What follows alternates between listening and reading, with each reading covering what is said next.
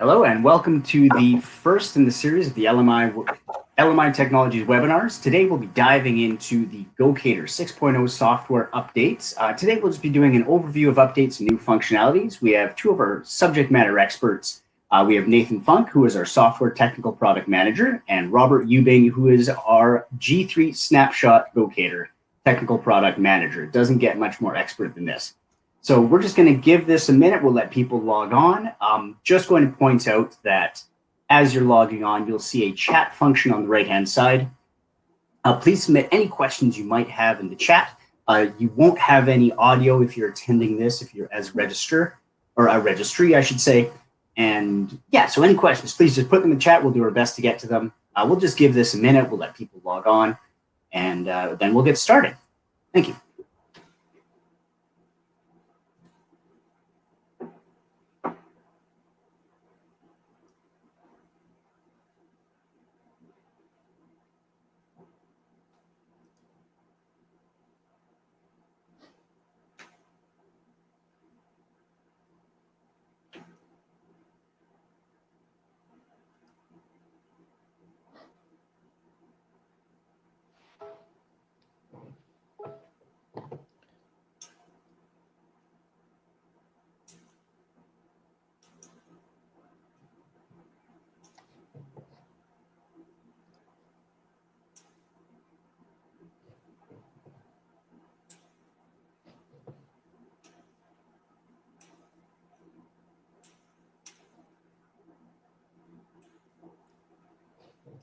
All right, I think we can get rolling. It doesn't look like we have people joining in a hurry.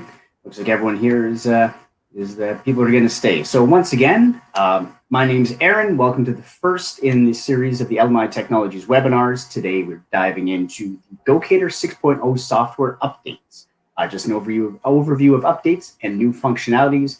We have Nathan Funk, who is our software technical product manager, and Robert Ubing, who is our G3 Snapshot Technical Product Manager. Without further ado, I'll hand it off to Nathan and he will jump right into it. Hi, everyone. So yeah, like Aaron was saying, I'm going to be talking about a lot of the new improvements, and then Robert will be covering the robot integration at the end. So I'll be talking about all the UI improvements that we've got in this firmware release, the mixed model buddying, new measurement tool, surface blob tool, and a bunch of other further improvements. So I won't have time to cover absolutely every new feature. There's a good number of them as usual. So I'm just highlighting all the key ones here for you. So a lot of these features have been requested for quite some time already, and we're finally getting to them. So there's a good number of really important UI improvements that we've wanted to make for a long time. And to give you an overview of the UI improvements, we have a little video prepared that shows you each of the different features and lets you see exactly how they get used. So I'm just going to go ahead and start that video to kick things off. Gocator Firmware 6.0 offers a number of major user interface improvements to make your inspection process easier to develop, visualize, and more productive. For users who need to manage and maintain inspection applications with lots of connected measurement tools, this is the feature for you. The new tools diagram allows you to connect inputs and outputs and manage complex tool chains with drag and drop ease. Tools can be expanded and collapsed directly in the tools diagram to reveal or hide tool inputs and outputs. To show the power of the tools diagram, we will be looking at how to anchor a surface mask to a part that changes position between frames. To get started, add the surface hole tool. By default, the tool uses the sensor's scan data as an input. You can see this by the line that connects to the tool source. Next, we add a second tool called Surface Mask and position its region of interest around the 3D scan. In order to anchor the surface mask so it tracks movement in a part scan, we want to connect the bounding box X and Y outputs to the anchor X and Y inputs of the surface mask tool. This can be done by clicking and dragging from input to output to create a connection. Now, when we move between frames, we can see that we have anchored our surface mask based on the position of the part determined by the surface hole tool. Measurements can be continually added in this way to create a complex ladder of interconnected tools to complete an inspection task. In addition to editing connections, the tools diagram allows you to view data types and the relationship between tools, including profile data, surface data, measurements, and geometric features. This feature highlights which inputs and outputs share compatible data types, so it is more obvious what connections can be made.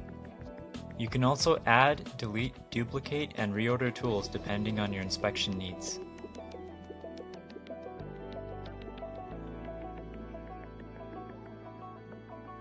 Another new feature in 6.0 is multi-measurement data viewing.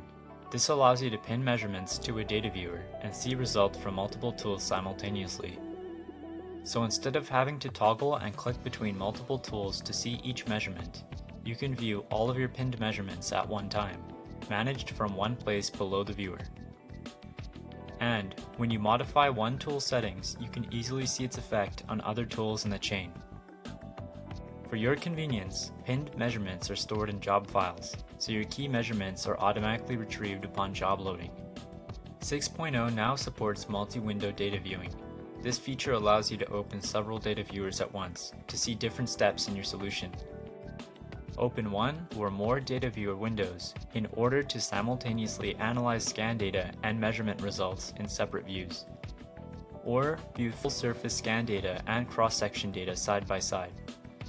For highly complex applications with many measurements, you can set additional windows to display different data views and different sets of pinned measurements. The dashboard feature has also been improved in 6.0. Now you can view your part scans and measurement results directly in the Gocator dashboard. Dashboard data viewing allows you to monitor your entire inspection system visually in a single, unified data viewer that is ideal for high-level monitoring and troubleshooting. Try out the new Gocator UI improvements for yourself in the latest Gocator firmware.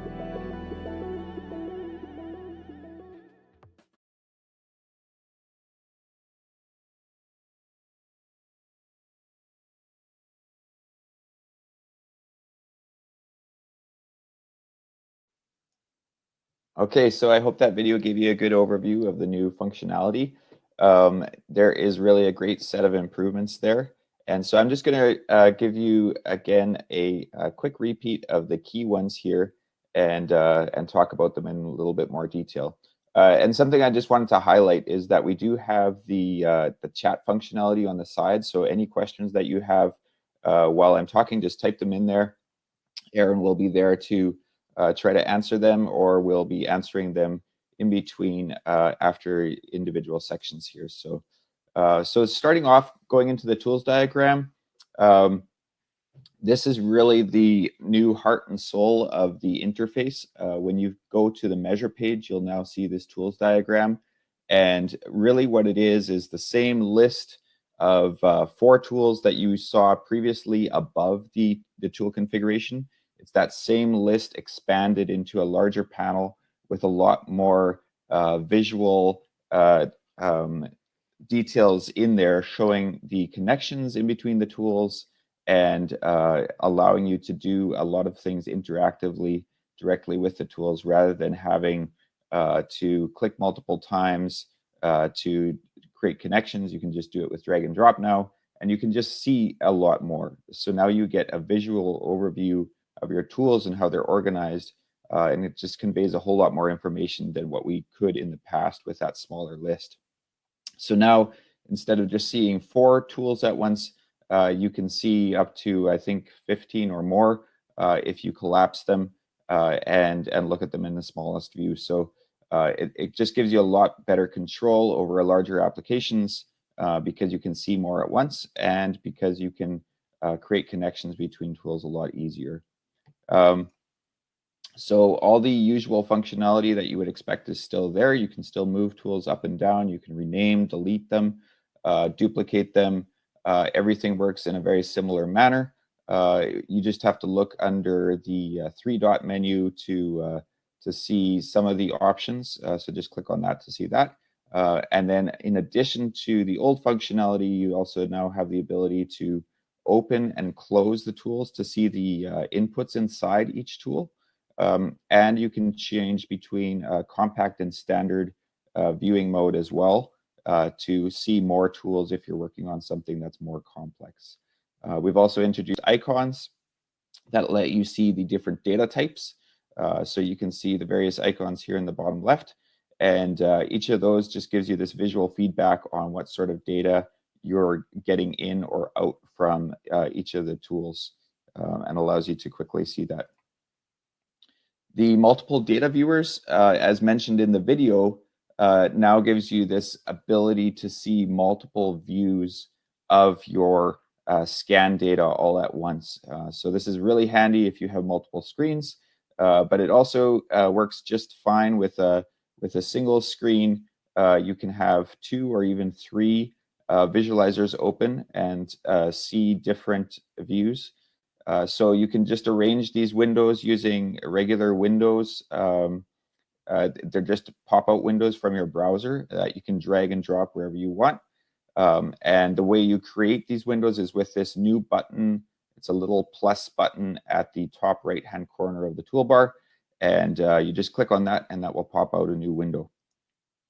So the only thing to note is that in the emulator, you do have to first launch the scenario in the browser.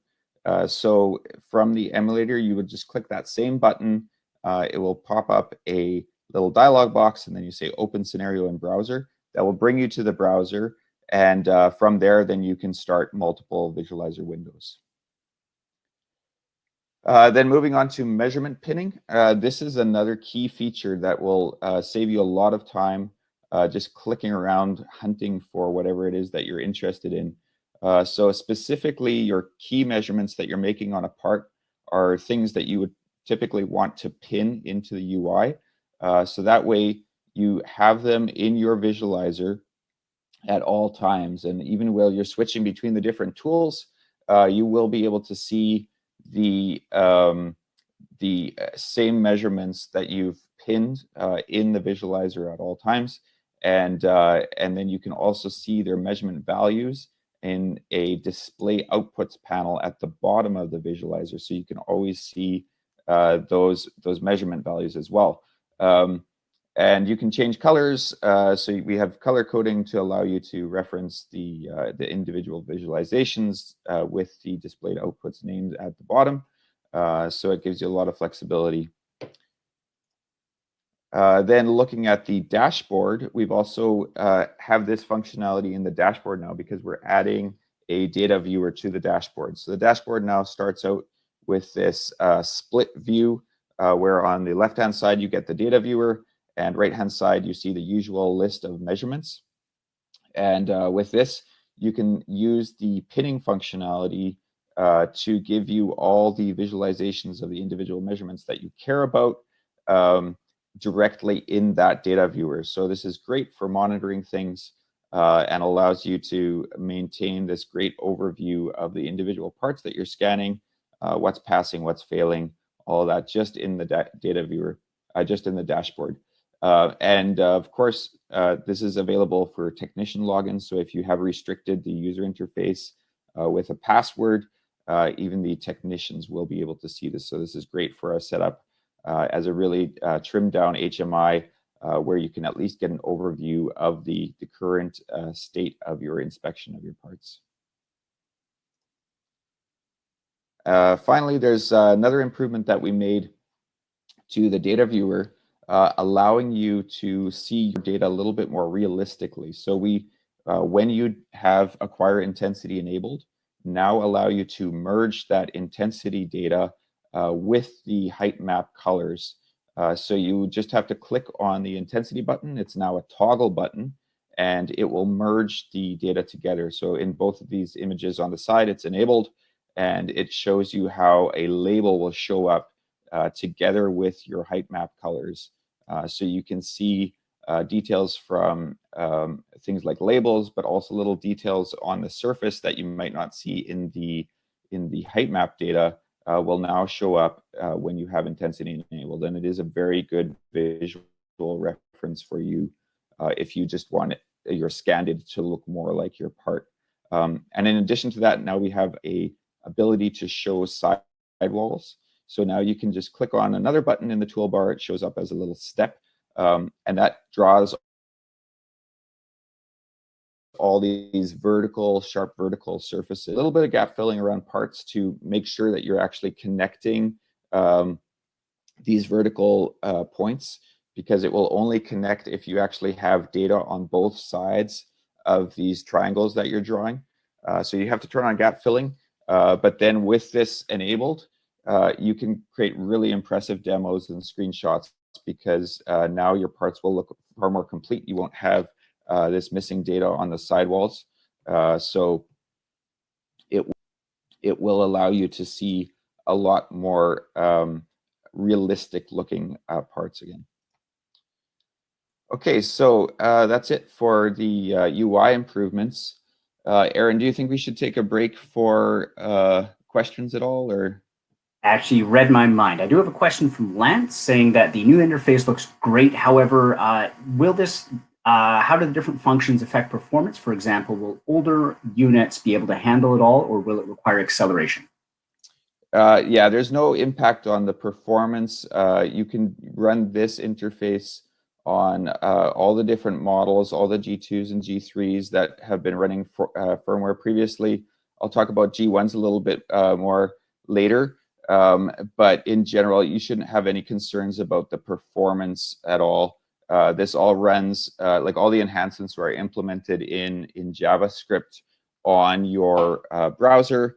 And if you're using a modern browser, you'll have no problems at all using all this functionality. Great, thank you. Okay, so moving on to mixed model multi-sensor networking.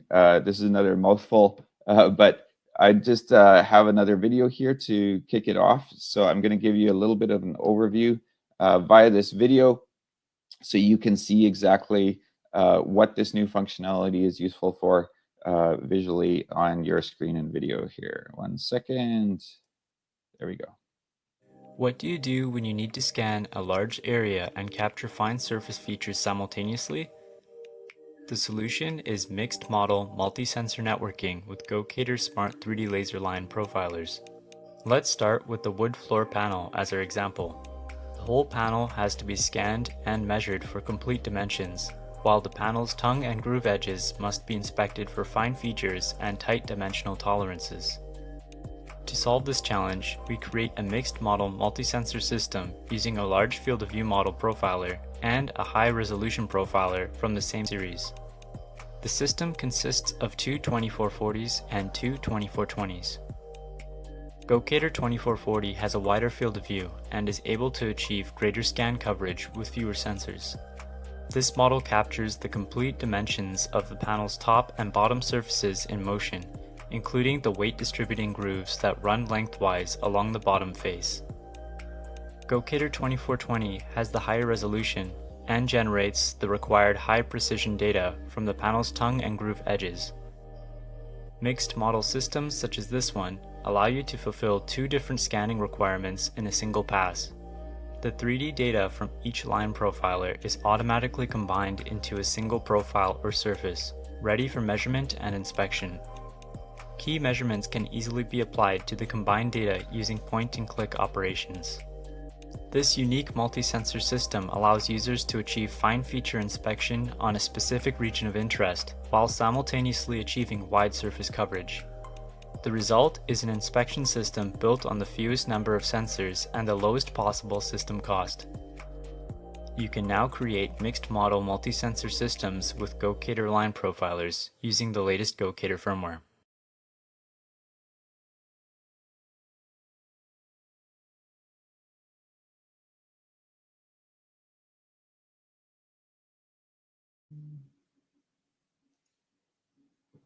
Okay, so like the video mentioned, the key thing here is that you can cover a part that might be larger and has small details in it with a small number of sensors without needing to cover the entire part with a large number of small sensors. So Really, this is about cost savings for you for applications that may just have not been solvable previously due to the high number of sensors that would have been required. Because previously, as you may know, we required you to have matching models anytime you used our buddying system. So if you use buddying with 5.3 and earlier, you have to have exactly matching model numbers of your G2 sensors. And now we're saying that's no longer a limitation. Now you can pair a 2420 and a 2440, 2420 and 2430, whatever it is that you want to combine. You can combine those together, still perform the alignment that you're used to through buddying, and get a full scan of your part where you can measure the gross dimensions of the part, including the data from the larger field of view sensors and the little details that you might have on your part in certain areas with a smaller field of view sensor. So the one restriction around this is that we only allow you to match sensors within the same series. So you can only combine a 2440 and a 2420, for example, but not a 2440 and a 2520. So it's that second digit in the part number that matters. That is the series number. And you cannot pair sensors from different series at this point. So you do have to look when you're planning out an application for sensors that will work within a certain series to be able to accomplish this. And another detail worth mentioning is that we expect most people will probably be using this with uniform spacing disabled, because with uniform spacing enabled, you would be filling all the data of your part, even the large field of view sensor, with the high resolution spacing, which doesn't really add any information, right? So it would just create a lot of data with no real gain for you in terms of the measurements that you can make. So in this case, you would typically be using the uniform spacing disabled, so no resampling, and then either perform measurements within the Gocator or send out your data to an SDK application to perform the measurements there in separate software. So moving on to... Yeah. Sorry, Nathan, I'm just going to stop you there. We have a couple of questions just about the multi-sensor networking there. One is, does 6.0 increase the stitching limit? And the second question is, do users have to pay attention to who is the main and the buddy unit? Stitching limit. I'm trying to think what that would be. We don't have a limit on the number of sensors. I would need to have more information on what limit you're talking about for the stitching, unless you're talking about the surface stitching tool, perhaps. But for buddy systems, we don't have a limit that I could think is relevant in this case. And what was the second question again here? Second question is, does the user have to pay attention to which is the main and which is the buddy? Oh, right. Yes. So one thing that you might encounter is that in the default setup, when you just join the sensors together, we do copy the configuration of the main sensor over to the buddy sensors. So at that point, you may end up with some settings that you need to adjust depending on which one was the main and which one was the buddy, because you would want to adjust the field of view, the spacing settings, whatever it is. So depending on which one you've added first, you will have to adjust the other sensors to have appropriate settings, basically. So in this case, it's really just about the initial configuration. In terms of the final results, it doesn't matter whether you have the like the larger field of view sensor as the main or the smaller field of view of sensor as the main. It doesn't matter. So you can go either way in this case. Sounds good. And then one last question just snuck in here, probably both for you and Robert, is, are there any plans for snapshot buddying? We're moving closer to that. We're not quite there yet, but with some new alignment capabilities that we're adding in 6.1. I'll mention briefly a beta release of 6.1 that's coming up. We will have additional alignment capabilities, and then based on that, probably not in 6.1, but later, we will be able to use that new alignment capability to buddy together snapshot sensors as well. So not quite yet, but it is in the works. That's great. I think that's all of them for right now. Thank you. Okay, then I'll move on. So I want to talk quickly about the new measurement tool. It's called the Surface Blob tool. And with this tool, you have the ability, similar to surface segmentation, to basically pick apart individual parts in your scan and separate them from each other. The Surface Blob tool has some advantages over the surface segmentation tool, where it's really designed for more simple arrangements where there is no overlap between the parts, and you really want to just use a fixed threshold in your height data for the separation. So this is really suitable for applications like surface detection, where you've got indentations, scratches, gouges, anything like that. You can even use intensity data with this tool as well to separate or find defects in intensity. So it will, just using a threshold value, you can select whether it's above or below a threshold. It will find the areas to separate, and of course they can be located anywhere within your surface. And it adds some filtering capabilities that the surface segmentation tool does not have. So I've got a comparison slide coming up to give you a better overview of that. But first, just looking at the typical data that you might feed into this. This is just a flat surface. We're looking at the indentations on this flat surface, and we're looking at the blobs that are generated when you go below a height threshold of 0.2 millimeters from that surface level. And so it's picking out these individual parts, and then we can use things like area filter, but also these additional filters like circularity and convexity that the blob tool adds. And like with the segmentation tool, you can now use these individual parts and feed them into other tools, perform measurements there, or just use the measurements within the blob tool itself. So it provides width, length, area measurements, and center position for each of your blobs. So quickly comparing to the segmentation tool, one little detail that I just touched on in the earlier slide is that the blob tool will preserve the edges of parts better than the segmentation tool. This is just because it does not perform as much filtering on the parts because it doesn't handle the separation between the parts. Like that's not the focus of the tool. So because it does less filtering, you can now preserve the edge details of your parts better. Like I mentioned, it includes additional filtering capabilities, so circularity and convexity are included in the blob tool, and it operates a little bit faster, so that might also be a deciding factor for you. In this one specific use case that I tested, it will really depend on the different parameters that you're setting in the tool.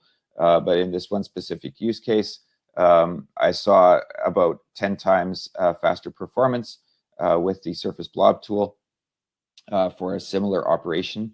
And that's just because it doesn't go through as many filtering steps as the segmentation tool. And this will depend greatly on the resolution that you're scanning at, and it will depend on how much filtering you perform in the segmentation tool as well. So the trade-off here is that the segmentation tool allows you to quite robustly separate touching parts and even partially overlapping parts through the different settings that you have on segmentation to apply additional filtering. And with Surface Blob, it's limited because we only allow you to use open and close filters within the tool itself to create that separation. And the segmentation tool also supports backgrounds with significant tilt because it doesn't have a fixed height threshold. It will adaptively look for edges around parts, and the surface blob tool does not do that currently. It's just using a fixed height threshold, so you would have to do some sort of adjustment prior to feeding it into the blob tool if you had a significant tilt that you wanted to deal with. Okay, moving on. Oh, I see that we have one question from Mike Snow around the blob tool. Should you use the transform and filter with the blob tool? Yeah, that was what I just mentioned at the end. So if you do have a tilt and it's significant relative to the height difference of your parts relative to the background, then you might want to use a transform tool first. Whether or not you need a filter tool really depend on the situation. I wouldn't say that it would commonly be needed, but I could see that a transform tool would be more commonly needed if you have a tilt in your parts and you needed to perform separation on something that wasn't already aligned. Was there any other question here? Yeah, just another question about surface generation. Before we get too far away from the buddying. Yeah. Yeah, surface generation supported in buddying in 6.0. Yeah, so it's the same support as in 5.3. There hasn't been a change. So if you're thinking about something that is not supported in 5.3, oh, I see. If you're asking about the raw support, so uniform spacing disabled, no, we still do not support the ability to generate surfaces in uniform spacing disabled yet in 6.0, but there is work towards giving you that capability in 6.1. So again, I'll touch on that when we get to the beta features that I'll briefly talk about in a final slide. Okay, thank you. I'll move on to other updates and improvements. So this is just to quickly cover other smaller features. This is where I'm not covering every single small feature. There's a good number of them, and you'll just have to look at the release notes to get a better feel for all the different improvements that you might care about. So this first one is about the emulator start screen. So for those of you that work in the emulator a lot, you'll find that it used to be hard to find emulator scenarios, specifically if you have already added a lot of them.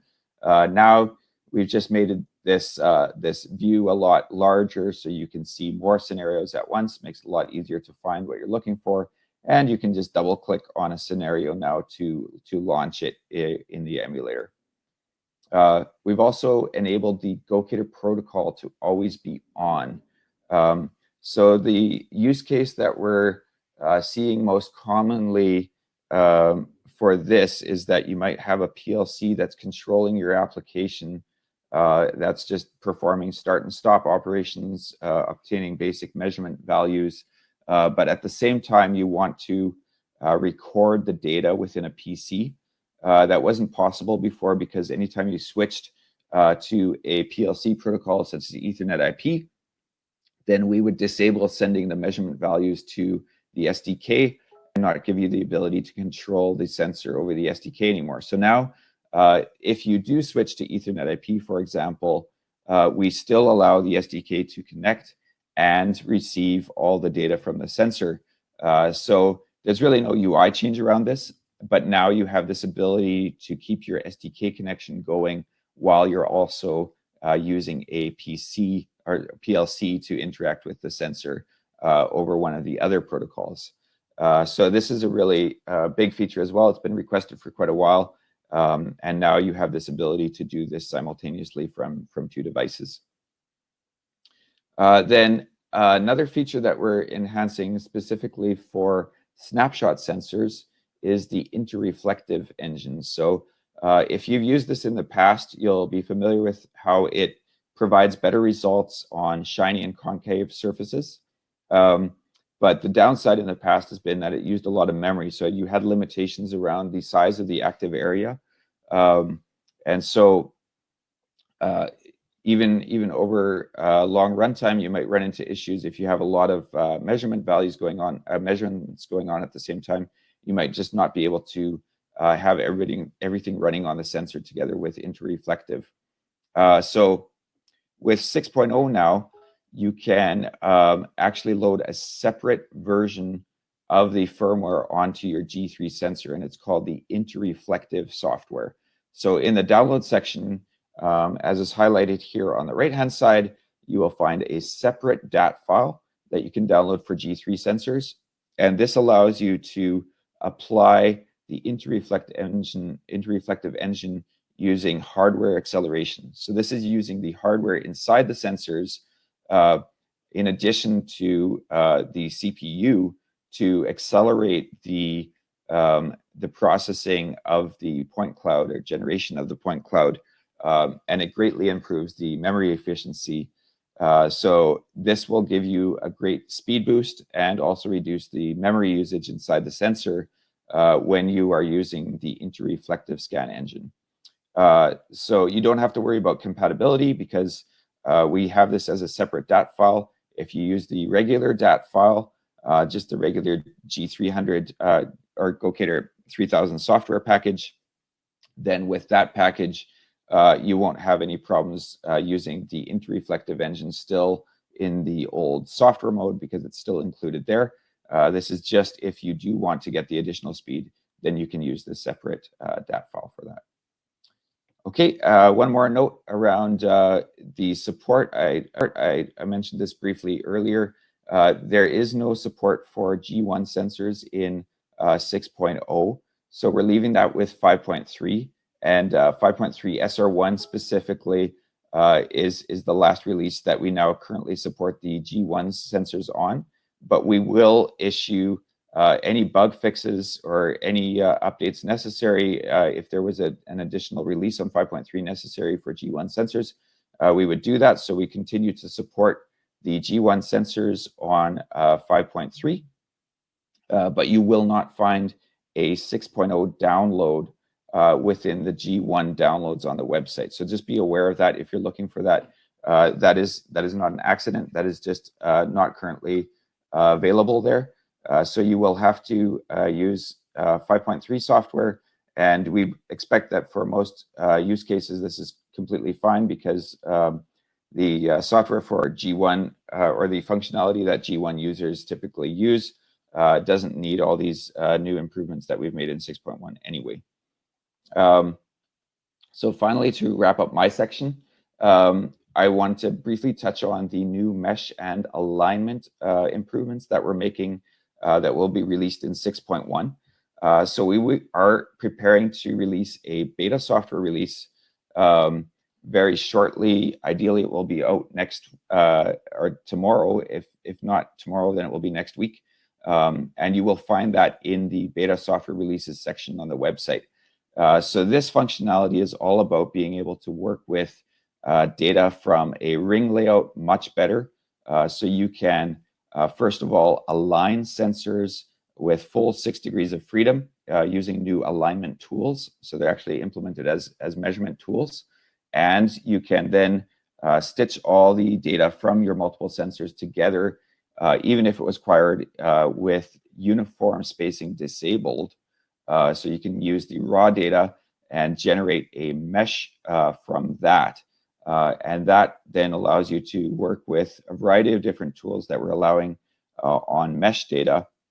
So this really opens up the possibilities for working with 360-degree scans or any scans where you need very high resolution from multiple sensors and you do not want to use uniform spacing. So as I said, this is coming as a beta software release in the beta software releases section, and we'll be sending out an email as well to partners when this is announced. Okay, then if there are any questions, I'll answer them quickly here. Yeah, there's one question from Stefan, just before we jump into robot integration. Is there a way to save the coordinate transformation and other settings of sensors in a buddy group if you have to switch out sensors or dissolve that network? Right. No, there's still no change to 6.0 in terms of that functionality. So if you're asking about whether you can save the like alignment information, the transformations of each of the sensors separately. No, there's no ability to do that. It's still included inside the job files as part of the full configuration. So you would need to use continue using that inside the job, and I guess a detail you'd have to pay attention to is make sure that you're using dynamic alignment reference in the manage page. That will ensure that your alignment information is being stored in the job file. And the I think the thing that you're getting at here is something that we are adding in 6.1. So the alignment information from the new 6 degree of freedom alignment functionality that will be stored in a separate file. So it makes it a little bit easier to share that or manipulate that by hand. So I hope I'm answering your question correctly. Otherwise, just to clarify what you're asking, and then I can probably address it at the very end. We'll probably have time for more questions after that. That's great. Thank you. Okay, thanks, Nathan.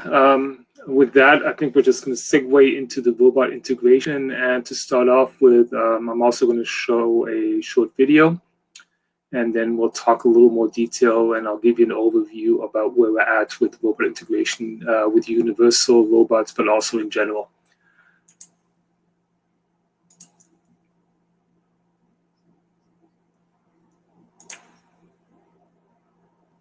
Gocator now supports integration with UR cobots for both 3D snapshot sensors and 3D line profilers.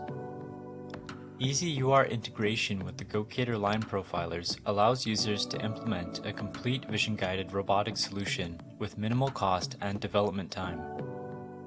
Example applications where Gocator 3D line profilers are the preferred vision solution include measurement and inspection of elongated targets such as cables, pipes, and conduits, applications that require larger fields of view not covered by Gocator 3D snapshot sensors, such as large-scale bin picking. Gocator 3D laser line profilers are easily mounted onto the UR robot flange using a metal plate.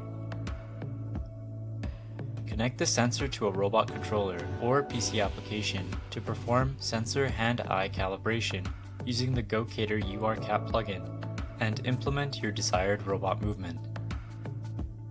The Gocator UR Cap is available for download from LMI's website. After hand-eye calibration is complete, you can program the robot to connect to the sensor, load a job on the sensor, trigger a scan, and return positional measurements in the X, Y, and Z axes. Since calibration routines are already built in, it's faster and easier to set up your robotic system for factory automation applications. Automation of repetitive tasks using robot systems delivers many benefits to your business, such as increasing accuracy and minimizing waste.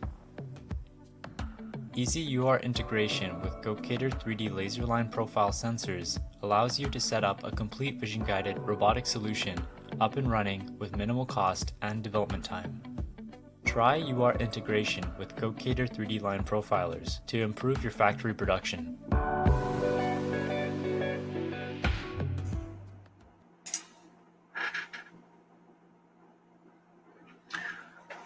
Okay, so I will start off. So as you have seen in the video, one of the main new features that we provide in Gocator 6.0 is the laser profiler, the G2 support in the UR caps. So the UR caps is a plugin for universal robots that gives functionality to the user. It allows interactive usage of the sensor. And we also provide a new library called GoRobot. So as many of you know, we've already supported snapshot sensors on the universal robots since I believe it's 5.2. But there have been many requests for support for G2. mostly because of field of view restrictions on the snapshot sensors, but also there are certain targets and objects like elongated that are much easier to scan with the G2. So for that, we've developed the support, and that is the main feature that we have in 6.0. Having said that, the robot integration is not part of the actual firmware. It is just functionality that we release together with the firmware. So it is in an independent package that you have to download. And then we've also support now the Yaskawa robot systems via our Go robot driver. So those are the main new features. Just to give you an overview where we're at with our robot integration in general. So we do provide native support for G2 and G3 for robot-mounted systems. So when I say robot-mounted, I mean the sensors actually mounted on the robot arm. So basically a eye-in-hand system. But there are also scenarios where you might want to have a fixed sensor and the robot actually moves a target piece under a fixed sensor. And we are working on having G3 and G2 fixed sensor support, and that will come fairly soon in an upcoming release. And that's all in the UR caps. So the user can set the parameters. He can do the hand-to-eye calibration with the UR caps. So all that's embedded as a native piece that can be controlled via the actual robot controller.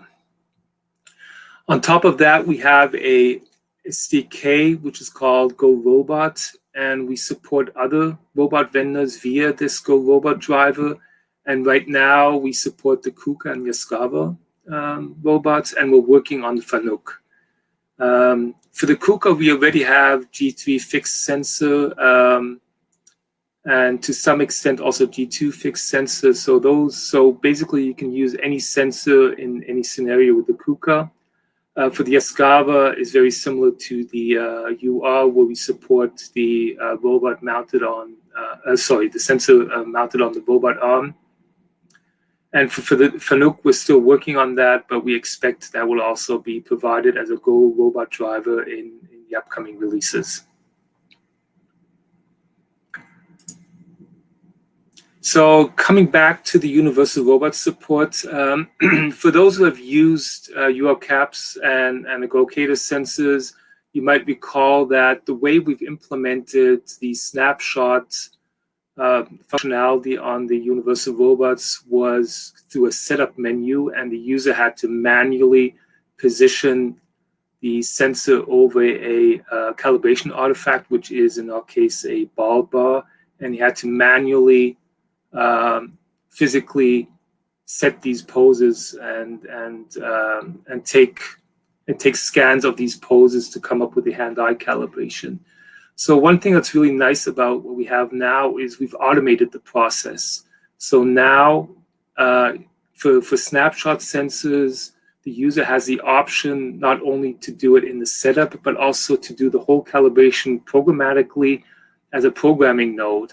And in this case, the user just sets up the sensor at an initial position over the ball bar artifact, and then hit start, and it will actually programmatically run through various positions until it has determined the calibration matrix, which makes it much more easier and it's much more convenient for users. So for snapshot, we have the option, the user has the option to do it I call it the old way, by manually setting the robot poses, or now using the new way of programmatically calibrating the sensor. And this programmatic way of calibration is the only option for the G2 sensor. So the G2 sensor has to go through that process. And we try to keep the user experience very close to each other for G2 and G3. So basically the programming node, they share the same UI, and you can see for the G2, there is some additional information that you have to enter. You actually have to enter the actual sweeping distance of the G2, so the surface length basically, which can be adapted by the user, and you can also set speed and acceleration. If you select a G3 sensor, you will not see these parameters because, of course, the area is defined by the field of view of the sensor. And then similar to the old implementation that we have for G3, we have, of course, programming nodes to actually connect, load a job, trigger, and receive the data. So I think the main points here are that we now have G2 support in the URCAPS functionality, and that for G3, we've also added the calibration, the programmatic calibration of the sensor, which makes it easier. And then on the GoRobot, GoRobot is an SDK that sits on top of the Gocator SDK, and the main purpose is for developers to have convenience functions to develop your own robot drivers much faster. So it basically provides structures and functionality for robot poses, for ball arm measurements, setting and getting robot poses. It takes care of the transformations going from sensor system to robot system and these type of things. So we've actually developed a driver for KUKA, and within the package we also have the full source code. So that's a good way of learning how this functionality is implemented. So there's also functions for hand-eye calibration and so on. So you can find the GoRobot in the Go Utilities package in the integration folder, and that goes, and also the URCAPS module can be found in the same location. So this is a very high-level overview of where we're at with robot integration, but it is a moving target. So we do add more and more robot vendors to our list of supported systems. So just stay tuned, and we'll give you regular updates on which robot vendors and models and what type of calibration you can do in the future. And with that, I will give it back to Aaron and open up for questions. Yeah, absolutely. Just maybe if we're able to speak a little bit more to the note that Mark put up there regarding surface stitch. Yeah, so like Mark confirmed, we made the improvement to surface stitch already in the 5.3 SR1 release. So we went from a limit of 6 surfaces to a limit of 24 surfaces at that point. And of course, that improvement is also in the 6.0 release. So now surface stitch is only limited to 24 surfaces. So it really gives you a lot more ability if you're doing that sort of scanning with multiple passes side by side or whatever you're doing, and bringing them all together into a single scan. That's great. And I do see we have a follow-up comment from Peter just on the surface stitching tool limit. Yes, he was interested in the surface stitch tool limit. Yeah. So any other questions? We've still got some time.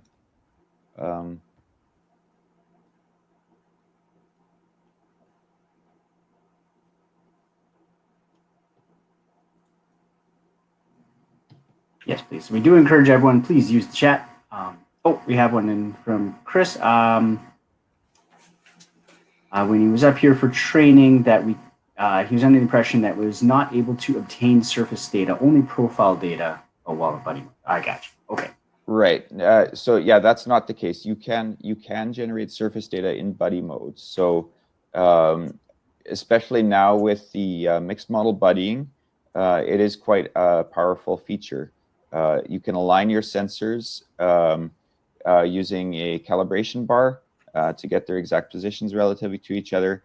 And then you can bring all of the data from the individual sensors together, not just in profile mode, but also in surface mode. So you can generate a full surface with all of the data from your sensors stitched together all at once. So all you have to do is go through the alignment process. And once you've got the alignment process, it will store the transforms of the individual sensors and you can then generate both profiles or surfaces. There's no limitation around that.